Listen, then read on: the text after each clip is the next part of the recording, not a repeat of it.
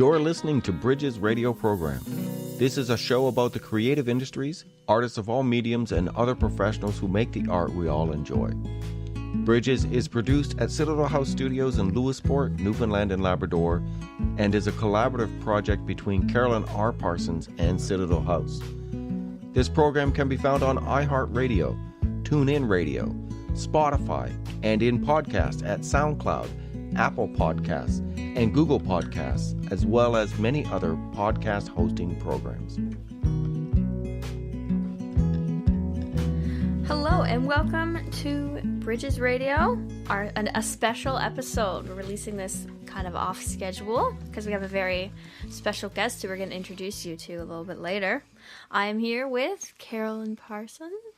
Hello, everybody, and we have Dean in the booth, and we're at Citadel House, and it is September 30th, Sunday night. Yeah, strange night for a show because we're a Friday night show, but we made an exception. We can do what we want. Yeah, there you go. It's ours. It's our show. Like, we could, for a day. No, that's a bit much.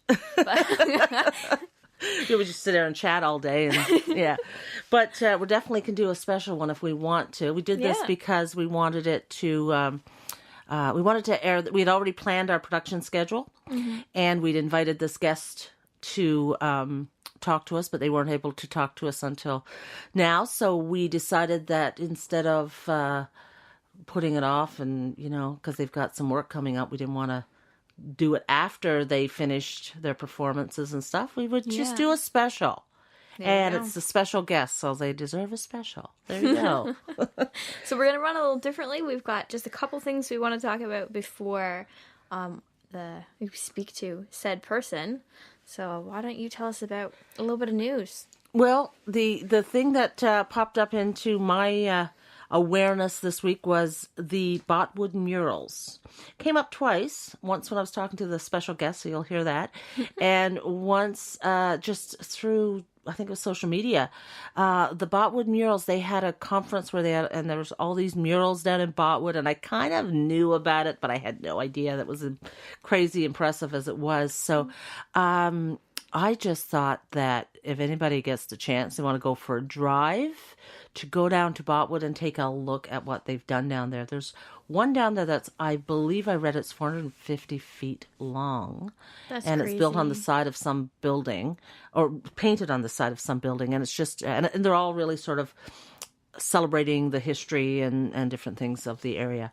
And so I haven't gone down in person. I've seen pictures, but I'm definitely taking a drive to Botwood and having a look at those murals and seeing what it's all about. And there's some video online of one of the painters talking about his work and what it all means, and it's just it's mind-boggling, like how they could paint something so large. I dabble in water paints, and I do, I could do a little 3x3 scene. I'm doing 8x10, and it's like taking me hours and stuff, and then take the work that they do with all the detail. I'm talking people's faces that look so real, and they're huge, right? Yeah. A bit of concept pieces as well, like a lot of imagination in some of them. It is a lot of concept, a lot of meaning written into what they've painted. Like there's realism, but there's also meaning and hidden. I just can't wait to go down and see them. So I just thought I would bring that up because we talk about all the arts and in the area. So and I haven't been to Botwood in a while. It's worth going for. Yeah, got to get down there before the weather's too bad. Too. Yes, Being still the good. Season we are in. Nice Sunday drive and go down and see what's happening down in Botwood. And that's one good thing about that is they're outside and they're in the town. You can just go and Did I see there's one in a warehouse? An old warehouse? I thought I saw a news article that had that in it, but is it in the warehouse or on the warehouse? I'm not sure. I'm not sure either. Yeah, I know I did see definitely one on the outside. Yeah. But so anyway, that's what I wanted to talk about. What about you? What do you have? You had anything? I had a little I'll say it's a bit of a challenge that came up this week. So besides working with the Citadel House, I have another job. I work at McDonald's, which probably maybe some of our local listeners probably know because you'll recognize this voice from the drive-thru. Yeah. But, so I was there the other week, and my boss, Scott, challenged me a little bit that he wanted me to write up a Citadel House newsletter, and he gave me a one-day deadline. Don't know why of that, but you want to let me know, Scott, what the reason behind that was, So he was you know, excited. let me know. I guess so. He really wanted to know right away what was on the go. So I did up a little newsletter, 1-page tabloid piece, or sorry, U.S. legal size. We have an article there about bridges there. We have an article about, or a piece about Canadian Folk Music Awards and Music NL nominations, what shows are coming up from here until Christmas, and a Sudoku puzzle, because you know what, if you can't sell them with arts, you probably can with Sudoku. So this is just available to be picked up? Yeah, just at McDonald's right now. McDonald's at Lewisport. Yeah, and we're going to try and do a quarterly one, see what happens. Yeah, because this goes right up until December, your events. Mm-hmm. So, but this is really handy. Yeah, you pick it up if you're wanting to know what we have on the go and you're there getting a coffee or a burger or something. Grab your newsletter and you can have your whole list there. Stick it on your fridge. And then you'll be able to figure out where the podcast is, which you already know if you're listening right now. So that's just silly. You got a lot of shows coming up too. We are flat out. I can't list them. We don't have time. No. Check out the website. They're all on there. We're promoting actually, for 3 different venues at the moment. Right. So, it keeps us busy.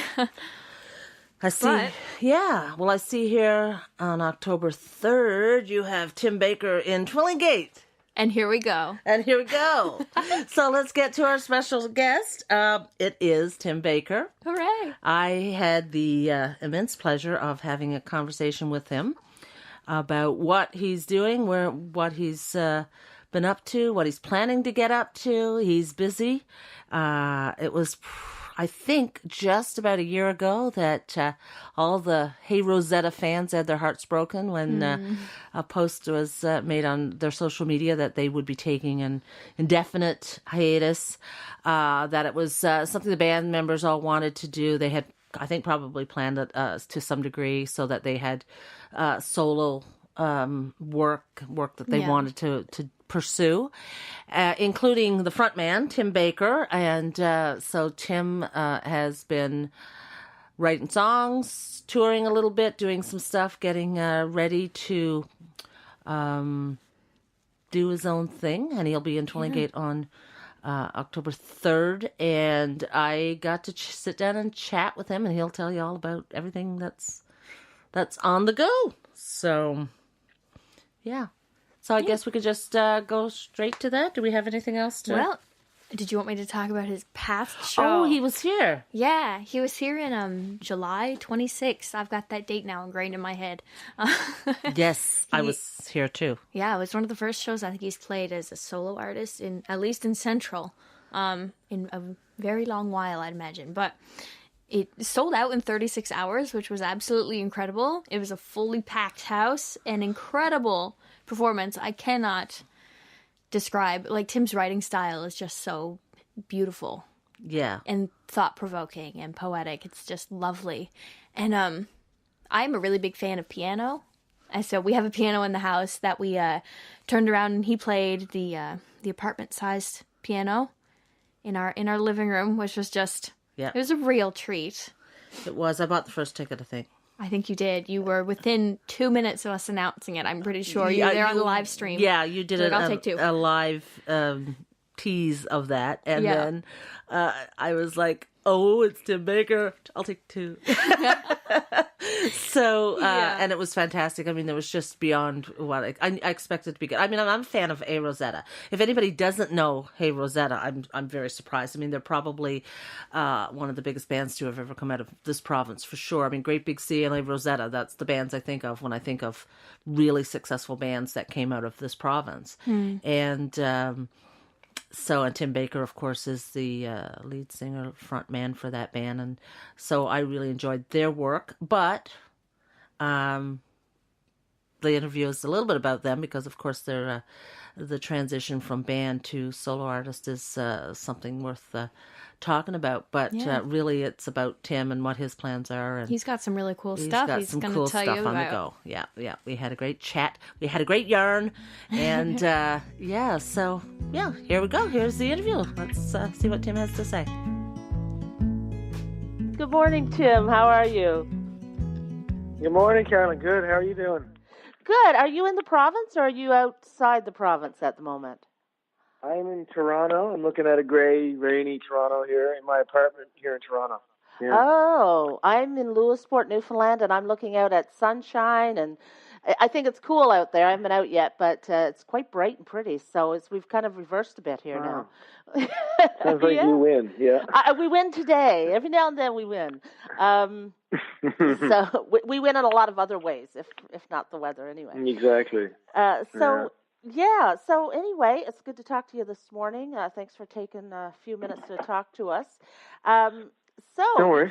Yeah, so it's been nearly a year since the big announcement that, Hey Rosetta, you guys were going to part ways and do your own thing for a while. And so now here you are on your own, just Tim Baker. So what sort of challenge is that, doing this solo thing from the perspective of, you built this solid foundation with the band over the past, 12 years? And, are there rewards there? Any surprises that you've encountered in the past year that maybe you didn't expect? Well, I mean, yeah, it's just been different. It's not been better or worse. The making of the record was. I had a really great time making my record, which is done and will likely be out early 2019. That was an interesting process. I got to play with a bunch of different people, different drummers and different players, it was exciting. It was also stressful. It was also exhausting. I could never hand the wheel over to anyone else and go take a walk, Right. So it was a long process, and I had less people to sort of bounce ideas off of as well. So it was more sort of, I had to take more breaks and to sort of try to gain perspective. Take a week away from it and do other things, and then come back and try to figure out how I felt without bouncing it off, 6 or 7 other people. Right. So it's definitely like you're a little more, a few more unknowns, I would say. Right. Like, you're like, is this amazing or is this total crap? Like, I actually have no idea because you're so close. You get so close to it, right? I've done a little bit of touring on my own. I did a sort of a couple of little festivals over the summer, but in the spring, the late winter and spring, I did a tour of living rooms and sort of art galleries and sort of strange, intimate venues across the country, mostly out in BC and Alberta. Right. So that was again very different from the band. I was actually alone for most of it, so just driving and driving them around in the minivan, and so it was like in a way it was nice. It was nice and quiet and sort of easy and it wasn't near as exhausting. In some ways it was really nice, and I actually did a bit of writing while I was on the road. It was right, which is something I could never do before. But it was also not near as fun, it was like when we were out on the road, there's always at least 7 people in the van, generally 8 or 9, or the bus or what have you, and right. so it's just a constant party and just nonstop jokes and laughing. So it's been just different, just a different slant, a different angle on the whole thing. And so now, when you were doing these shows, were you sort of was that to kind of workshop some new material, or was that just to get, or both, to just get out there and play as Tim Baker and get your feet wet a little bit doing that, or why did you do that? There's a few different things. I mean, that definitely those things. I write a lot. I love to write music, and I try to do it every day if I have time. And some days, of course, is all I do. And so I generally had a lot of stuff. I had about 40 or 50 songs that I thought were very good going into it. And